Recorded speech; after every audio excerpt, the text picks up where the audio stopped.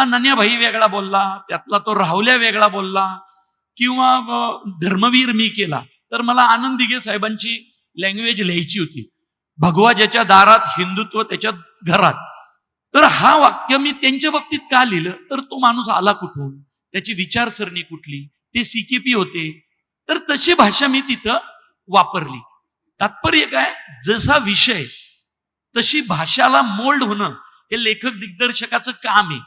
त्यामुळे मी माझी बायको ज्यावेळी फुलवंती पिक्चर लिहित होती, तर त्यातले ते राघव शास्त्रीचे डायलॉग पाहून मला तर झीट यायची बाकी होतो. अगं म्हटलं असं कसं बोलतोय तू, हे कोण कोण बोलणार. तर गश्मीरनी त्याची प्रॅक्टिस केली.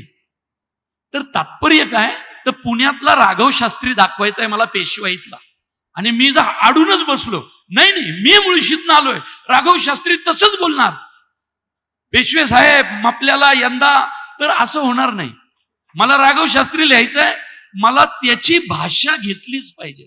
त्यामुळे जसा विषय तशी चित्रपटाची भाषा ही बदललीच पाहिजे, आपलं स्वतःचं मत बाजूला ठेवून. त्यामुळं जसा विषय येईल तशीच भाषा चित्रपटात दिसते.